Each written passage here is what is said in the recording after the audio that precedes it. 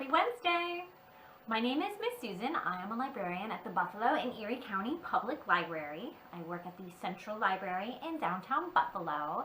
And welcome to what is usually preschool story time. Today we're going to do something a little bit different because the weather is so nice and I have a really fun project that I want us all to do. So we're going to call today Family Art Break. So today we are going to be making art with bubbles. It is one of my favorite projects to do. It's so fun and it actually looks really beautiful when we're done. So you're going to need a few supplies, and I'm going to post the list of supplies at the bottom of this Facebook page in the comments. The first thing you're going to need is some kind of bottle for our very cool bubble blower. So you can use a recyclable water bottle, a soda bottle will work, club soda bottle will work, any size works really well. You're going to need something for your paint. So we have food coloring here. I have gel and I have regular drippy, what do you call this, liquid food coloring. I'm also going to experiment with some acrylics and things to see what works. So you can use any kind of paint. You just might have to water it down to go into our, you guessed it, bubble soap. You can make your own, or you can just use this pre-made kind. I happen to have some little bunches of little containers that I figured we would use. And I'm going to see if I can find a good bubble recipe too if you don't have any bubble soap. You're going to need some tape, duct tape, electrical tape, something tapey will work. And you're going to need some scissors. And the thing that we're going to use to make our bubbles blow is some kind of a net bag. This is actually an onion bag, believe it or not. So if you have a bag of onions, just take those onions out and put them in a bowl. They'll keep. You can also use, if you have a bag of oranges, a bag of avocados, anything that has this stretchy netting stuff, that is what we are going to use.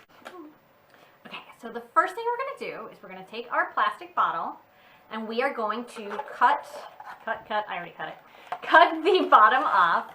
Kids, you are going to want to have your grown-ups help you with this part. It is a little bit of a hard part to get it started, especially if you're using a bigger bottle. You need some sharp scissors. So you have this, and this is where you're going to blow. And the air is going to come out through the net and make those bubbles. So the next step is to take this netting and cut it into a manageable size. Just kind of cut the edges off here. Don't need that middle part or the tag.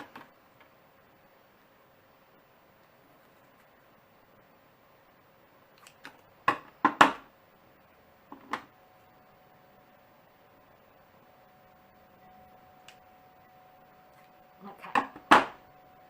Ta-da! And now you'll see it's very stretchy. One side is definitely stretchier than the other. So make sure that you realize which side is the stretchy side. And don't be afraid to stretch it out a little bit because it'll make slightly bigger bubbles. So then you're going to put this over your bottle and stretch it out a bit. Just make sure that it has some overlap all the way around for your tape. So now I have a nice long piece of duct tape, which I just stuck on myself. And I put it on part of my bottle. And you got to make sure the netting is all the way around. And then you just simply wrap the tape around like this. It's okay if it overlaps a bit. You can actually go in an upward direction. And if you want to, just trim off the edges here. And you can put more tape on it to make it prettier if you want it all the way up the bottle. Just don't cover up the bottom, right? So now,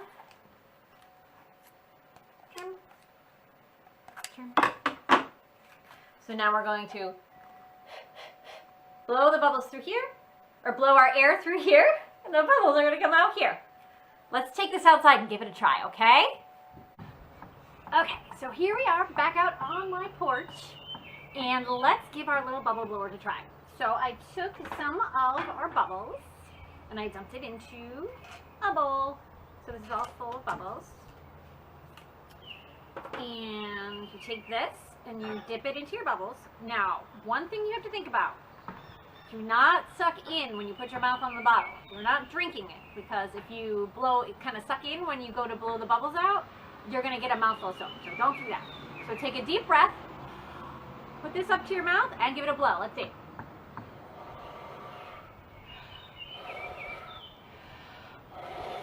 Cool, right? Let's do a few more.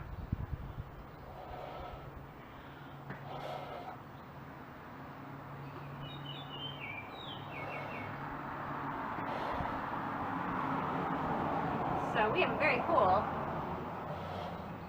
bubble blower here. Just to start. Ready? 1, 2, 3.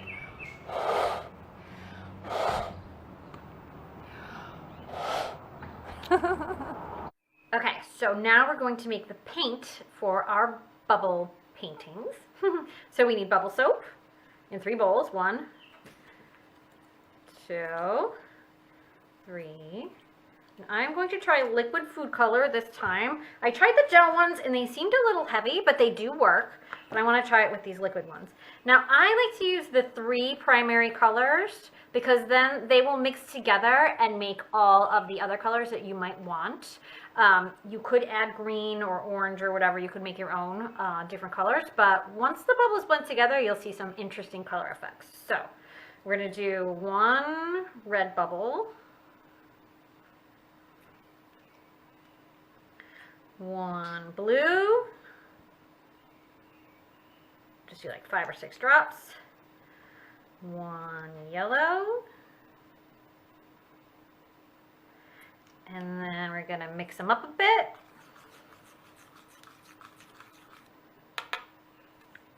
Definitely do this over some newspaper or something like that because, you know, food coloring does wash out, but why risk it, right? Okay, so let's take these outside with some paper and see what we can create.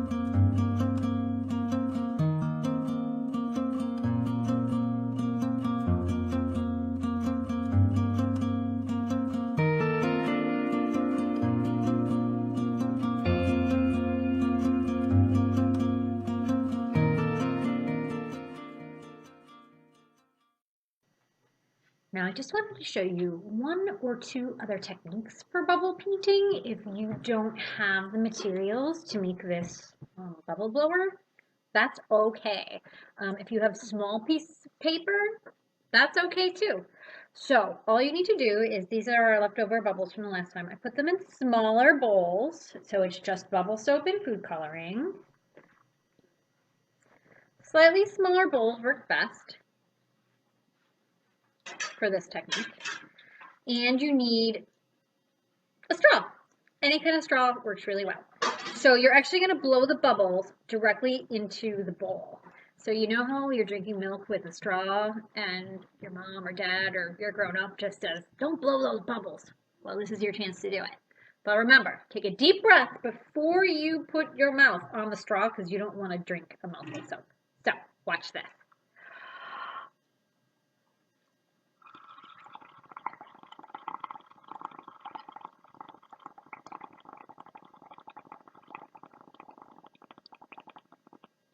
So make a mountain of bubbles like this. Definitely do it over some newspaper or some other print. Take a piece of paper. Plop those bubbles on that paper. Let's see how it turned out. Ooh, already got a cool impression. And then you just keep going.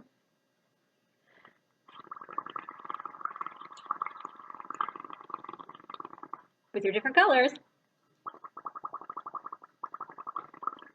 Makes a cool noise too. Pop those bubbles. Ooh, that's fun. Just push it down gently. You can push it into the bowl, but you are going to get that little circle outline, but that's kind of fun too, right? Oh, and now we have some yellow. And now let's do some red.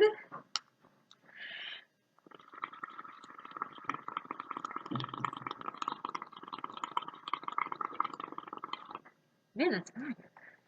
Push it down.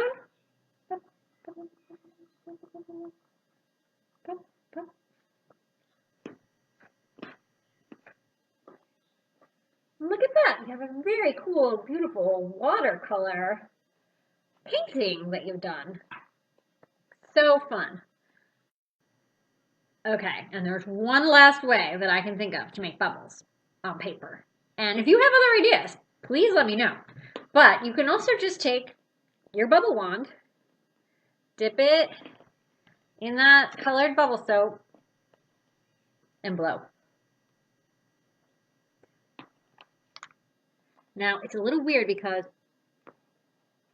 the bubbles kind of pop on you. If you don't like that feeling, I don't know if I recommend it because the bubbles will pop in your eyes. So we are experimenting, and we see that some things work better than others in terms of our comfort level. Woo! But it does look different and quite pretty if you're willing to, oh, maybe wear some goggles. That might be a good idea.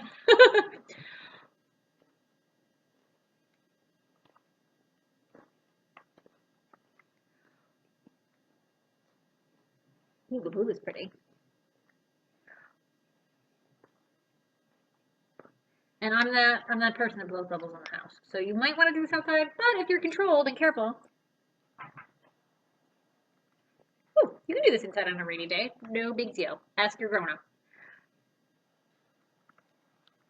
Whoa, that was fun. Now, once you pop out your bubbles, this is another cool technique. Ooh, that showed up really nicely too.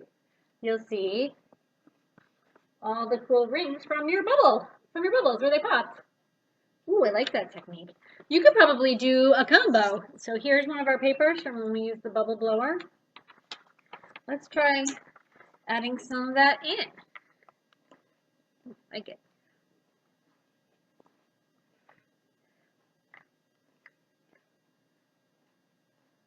Woo! That popped on my face. Ooh, that adds some neat shapes. Cool. So now you can see the different ways that the bubbles popped on the paper. And some drip drops too, which I think adds some visual interest, we'll call it.